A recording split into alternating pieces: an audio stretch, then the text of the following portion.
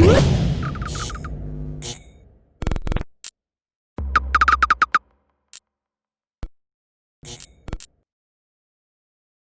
is Ryan Elliott for Boxing Social in association with Betfred. I'm delighted to be joined by Viddal Riley today. Viddal, it's been a while. How you been, mate?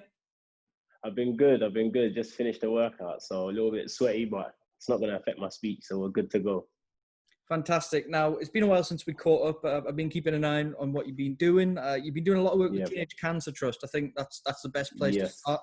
Tell us a bit about that link up and the kind of work you've been doing as well. So Teenage Cancer Trust is a charity I've been aware of for quite a while, actually. Never worked with them previously, but I have been to some of their fundraising events. The main fundraising event that they have is at Royal Albert Hall.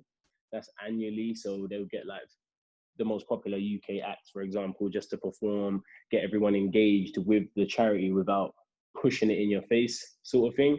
But like all the ticket proceeds and everything goes to the charity. So that's the first time I had an awareness of the charity when I went, which was about 11 years ago with my mum.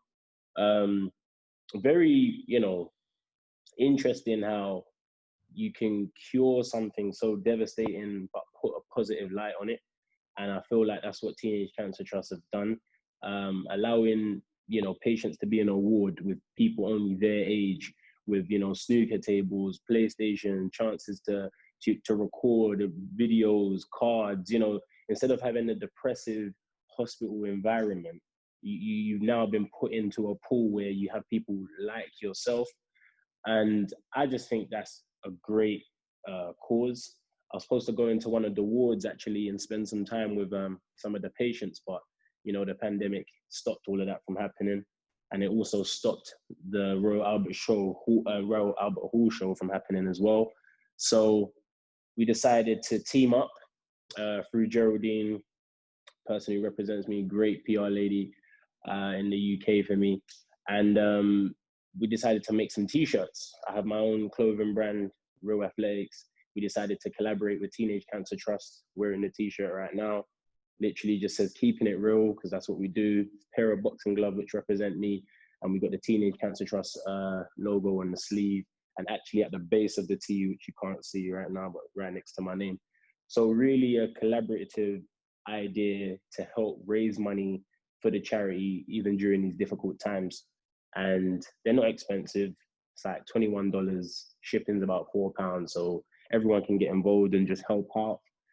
And yeah, it's just, I don't know, every time I talk about it, it is refreshing, because I like to do charity work. It's not the same old topic. And I'm glad that I can be of help to something that I've been aware of for so long. I've actually got my opportunity to be involved and help. So yes, it's amazing. And I just want everyone to get involved, really. I second that. We will put a link to the t-shirt in the YouTube description. If you are in a position to help in any way you can, that's a great way to do so. So go and check out those t-shirts. Now, you mentioned that your association with this company started just from you attending an event years ago, and you took things on board then. Was this something you were conscious of then, that when you were older you wanted to be involved in helping something like this? How long? It wasn't a primary thought. I'm not a liar. I always have honest interviews with you. It wasn't a primary thought. Life does take over, and unfortunately everyone in the world is selfish, and everyone does put themselves first as much as they like to claim they don't. It's human nature, and I've been focused on many things in those last 10 years, as you can expect, from my boxing career to the whole YouTube thing happening, coaching. So I have been distracted, but when it was raised to me, hold on, I think my phone keeps slipping. Let me put this there. Sorry. Yeah. So when it was raised to my attention that I could help out, and that Teenage Cancer Trust did want me involved, it wasn't even a thought of whether I should do it or not. It was like, hold on a second. My mum took me to this concert 10 years ago, and I know quite a few YouTubers who do work with Teenage Cancer Trust already. So I was kind of honored that they asked me, and it was like, you know what? Why not? I can help. I am aware of it. I'm not just doing it for publicity. It's something I actually have awareness of. Let's get involved. And yeah, that's kind of how I've come to help in them present day. Now, Viddal, you were live with a guy called Dan Howard the other day, shedding some light on his story on your Instagram. Former amateur boxer, also a former patient with the Teenage Cancer Trust. Yes. For those that didn't see it, could you shed some light on Dan's story for everybody? So Dan Howard, was a boxer from 11 years old to 19 years old. When he was 19, he was diagnosed with a grade 4 brain tumor on Christmas Day, 2011. So supposedly the happiest day of the year to many was his saddest day of his life. Being diagnosed, being told he wasn't going to live, having to go through 5 total surgeries to actually eliminate the cancer. It's quite remarkable that he's still with us. And not only is he still with us, he has his own personal training company. You know, he's a personal trainer, has his own company, still helps out at his local boxing gym.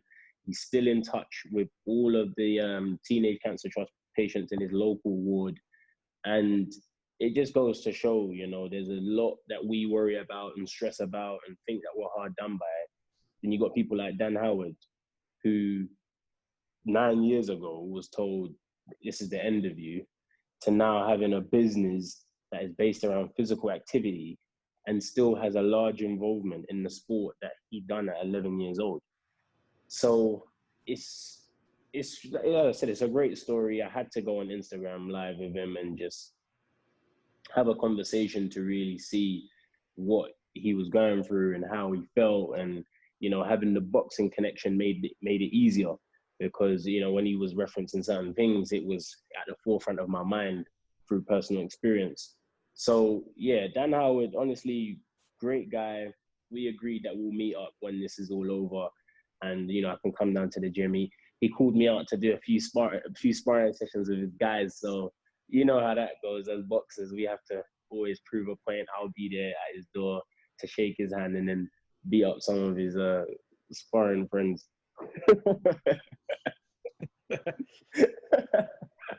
Now, look, I saw a bit of it, and it seemed like you were quite taken aback at times by his story and the journey he's been on. How humbling is it for you not only to hear a story like that, but to have the platform to share it with other people as well? I think that's the most thankful thing. I think that's the thing I'm most grateful for, is to have the platform to share it. It is a humbling experience, but I don't, you know, like to live in my own ego anyway. You know, me and you have met numerous times on and off camera. Like, you know me as a person, I'm not that guy. So as much as it was humbling, it is more from my side, is to have the ability to have a platform to share those stories is the more, you know, that's the thing that hits home for me.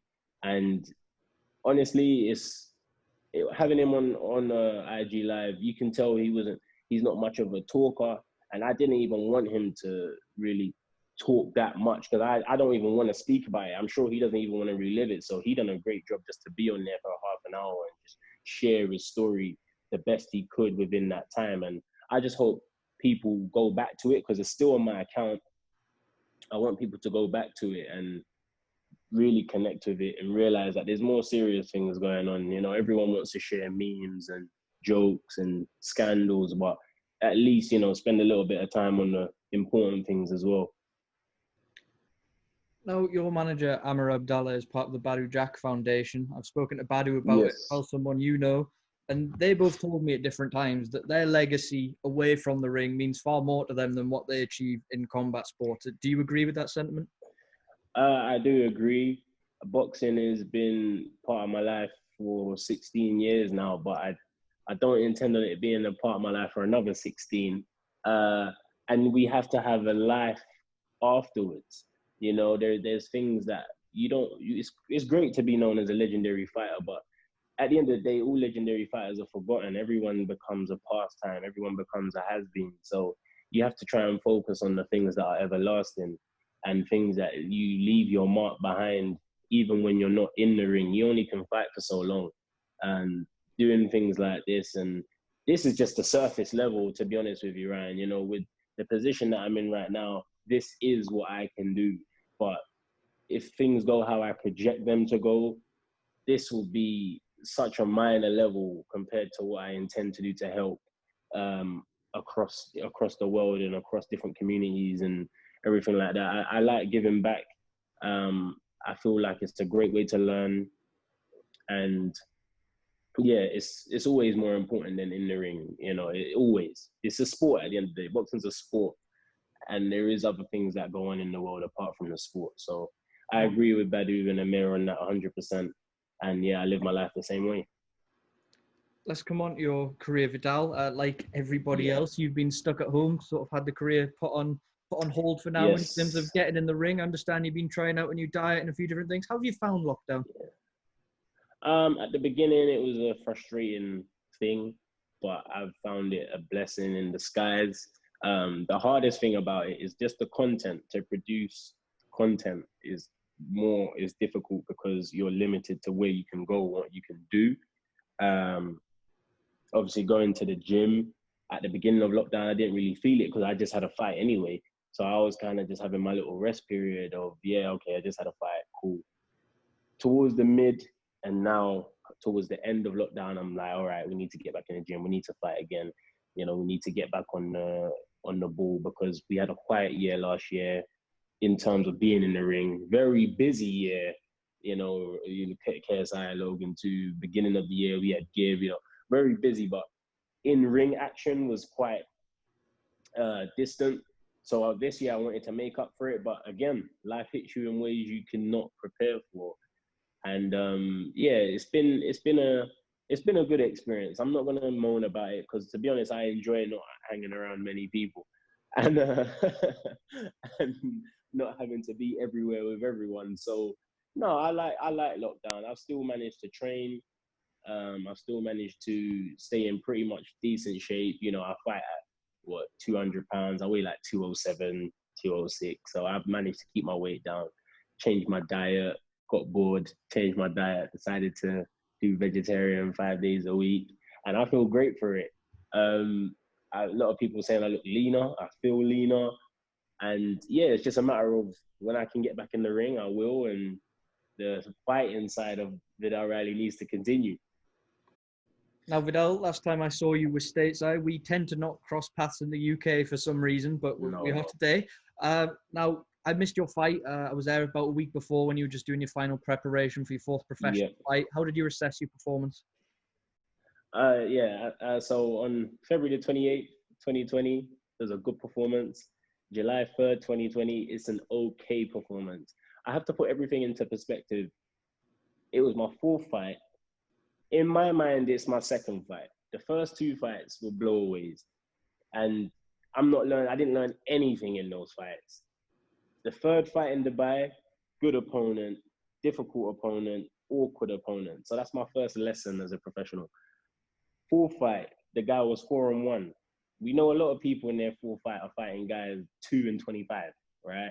So it's a decent fighter. He wasn't in there to lose. He realized he couldn't beat me, but he wasn't in there to lose and get demolished. So it was a good performance. It was a great learning fight.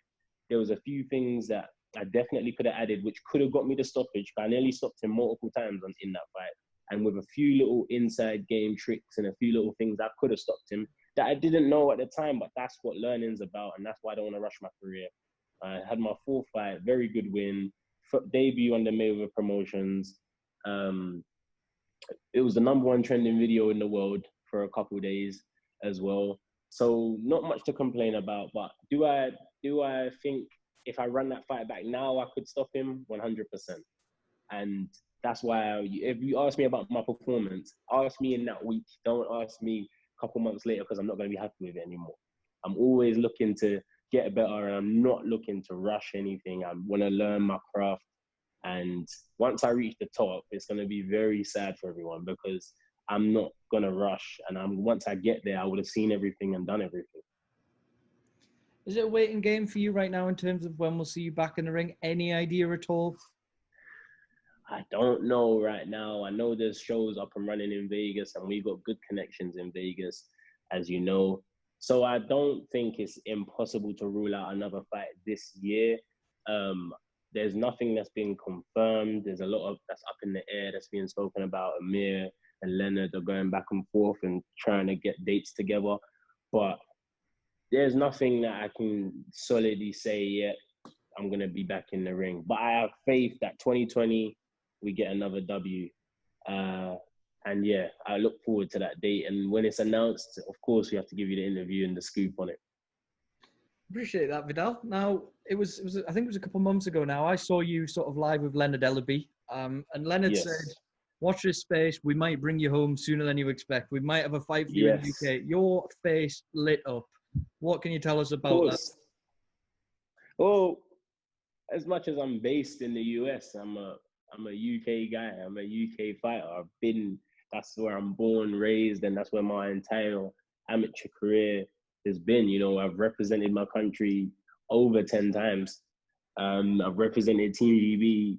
You know, I always like being home. I always like fighting for my home. I like to be home. So when he did say that, of course I got excited. You know, it'd be great to walk out to a crowd who is entirely familiar with me and want to see me.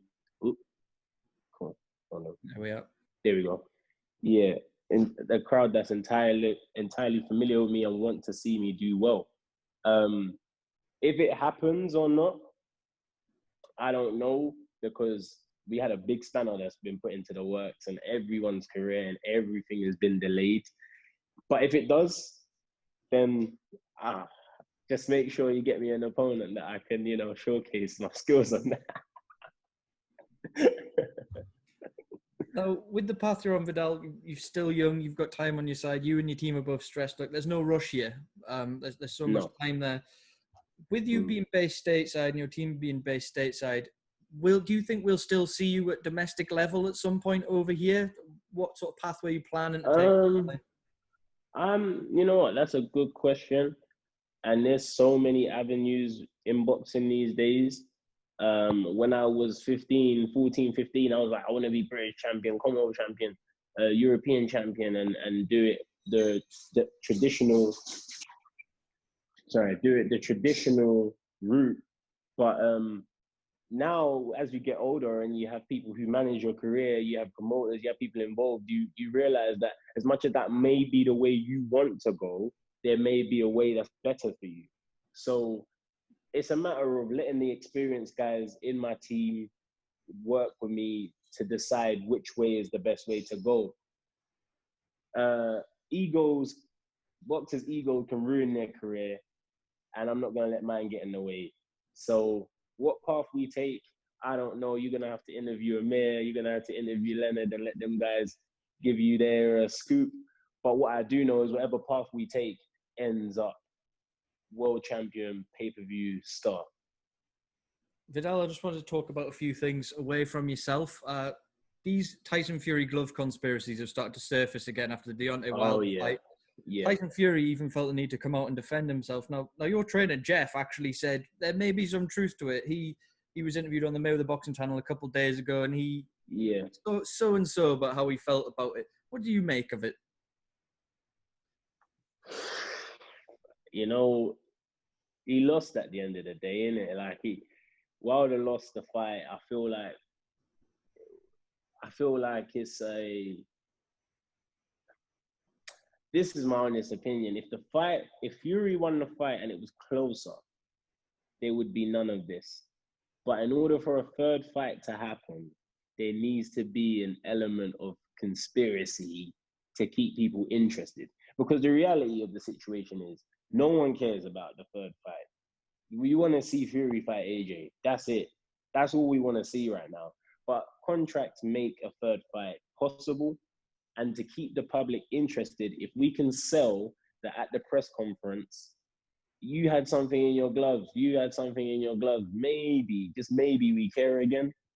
And that's basically what I think it is. I think Fury won fair and square. I don't know. I'm not an official. I don't care really about the gloves. I watched this fight. It was a great show. I enjoyed it. I'm glad Fury won.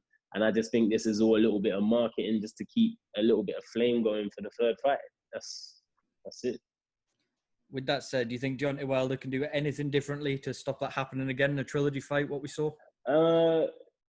He can land his right hand, and that's always what Wilder can do.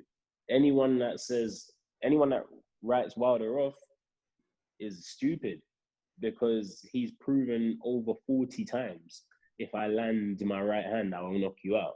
So all he can do is hopefully land that shot, and Fury gets a little bit lackadaisical, gets a bit overconfident, bang, walks into something, and Wilder can win the fight. I like Deontay Wilder. I've met him quite a few times now, and he actually a very good guy. Like a very good guy. I met Tyson Fury a couple of times as well.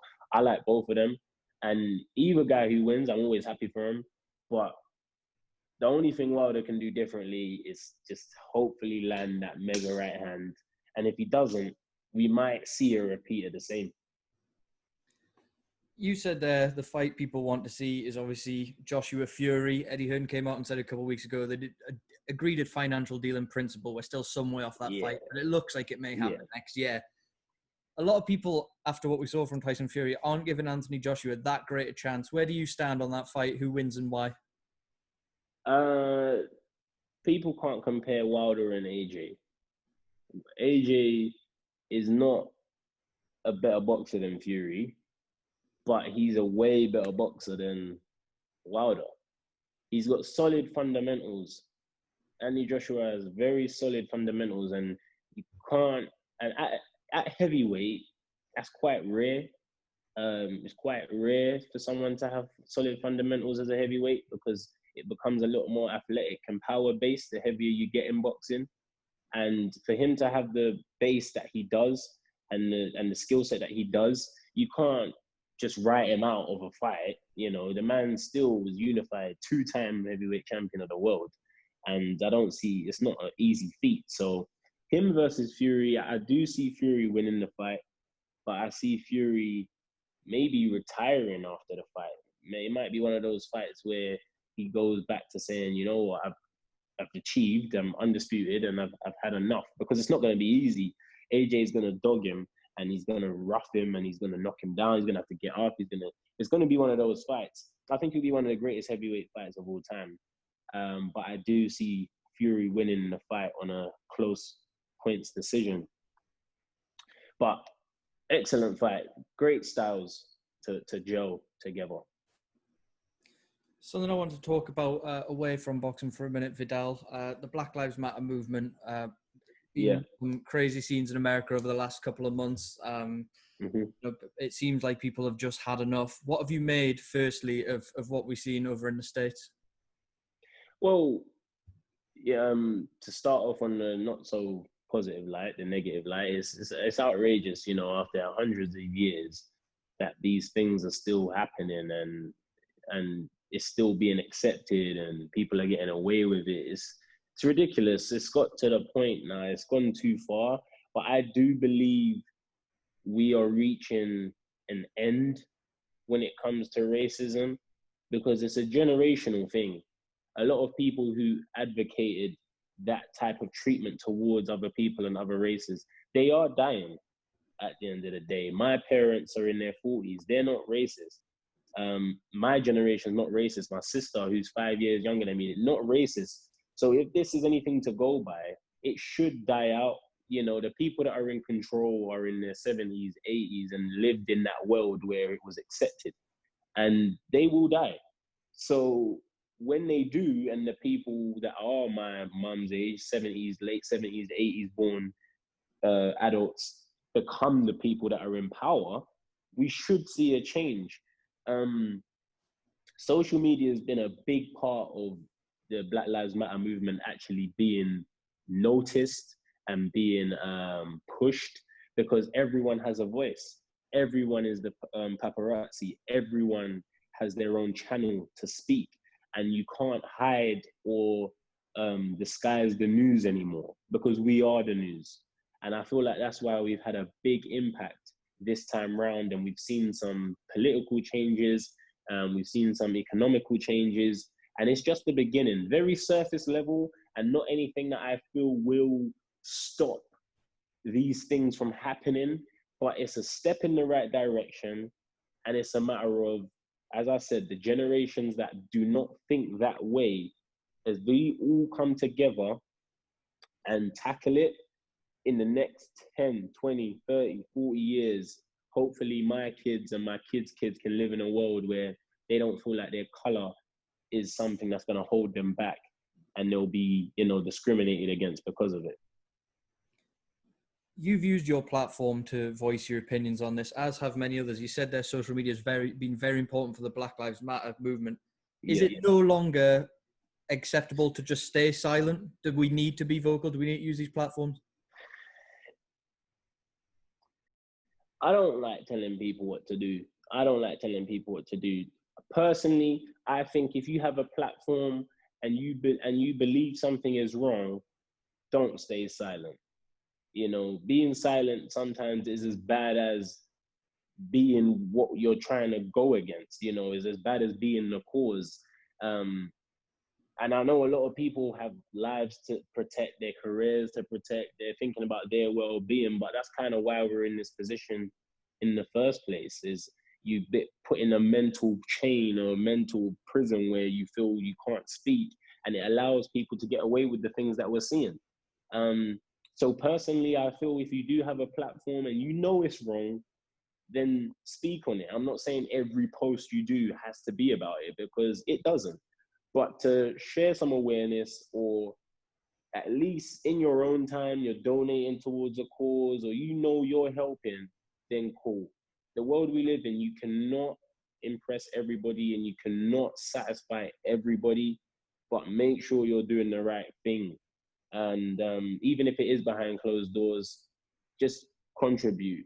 Don't worry about other people's approval, because that's another topic for another day, but that all ties into why people do things and stuff like that. But have a platform, share it.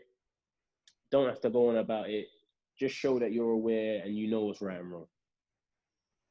A couple of things, boxing, before I let you go, Viddal. I realise I've kept you for just over half an hour already. No, that's cool. It's all right. We always talk. It's cool. It's cool. You tweeted a couple of weeks ago, Manny Pacquiao is the pound-for-pound best fighter in the world. I just want to talk about that. In your opinion, why is he number one still, even at this stage of his career?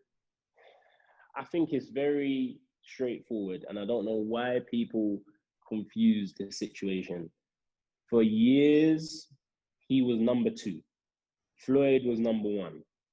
Floyd retired.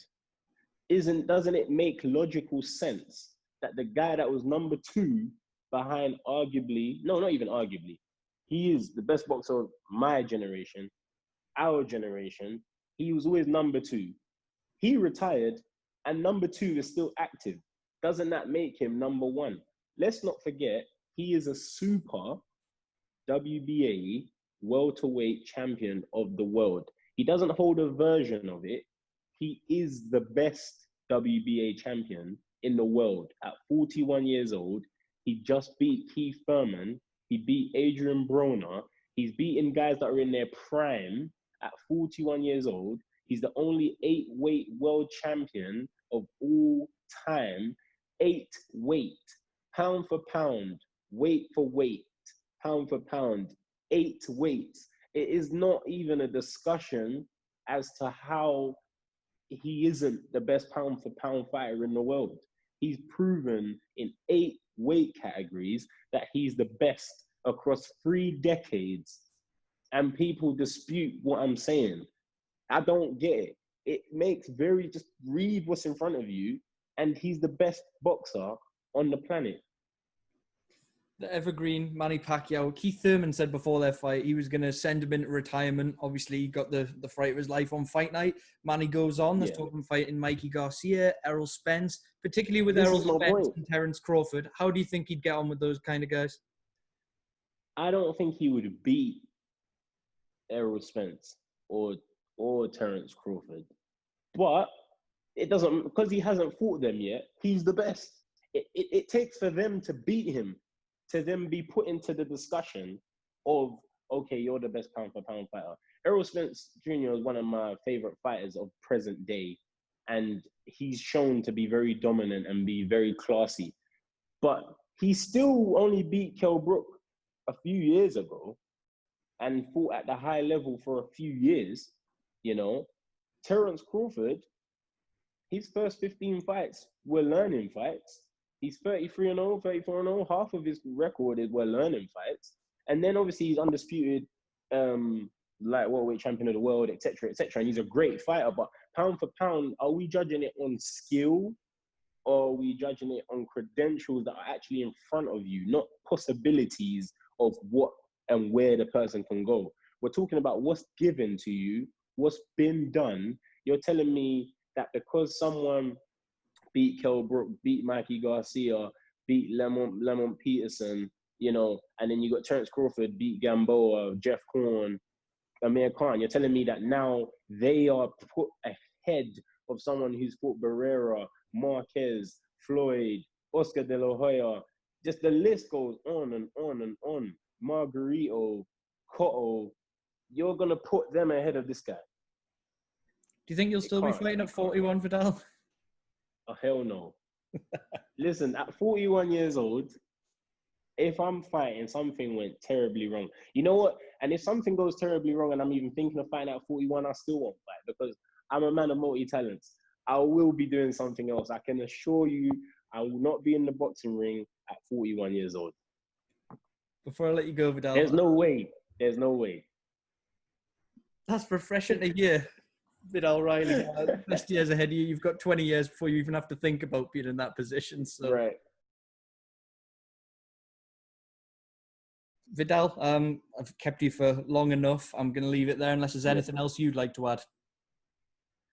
Well, just to link back to Teenage Cancer Trust, really, make sure you go and grab a T-shirt. They're available. The link is in my bio on Instagram. I've tweeted the link multiple times. I'll tweet it again today so no one can, because you know people are lazy. They won't go looking for it. I'll tweet it again today so it's right in front of your face. Please buy a T-shirt. As I said, people spend $22 on loads of other things. Support the cause. I appreciate it. Everyone at Teenage Cancer Trust will appreciate it. Stay tuned. The boxing career will take off slowly. And yeah, that's it really. And love to Brian and Boxing Social. Shout out to Rob as well, even though he ain't with us today. That's my guy. Let's go. I second that. Link in description, or check out Viddal's socials for a link to those T-shirts and support this great cause. Thank you very much, Viddal. Thank you, man. Thank you.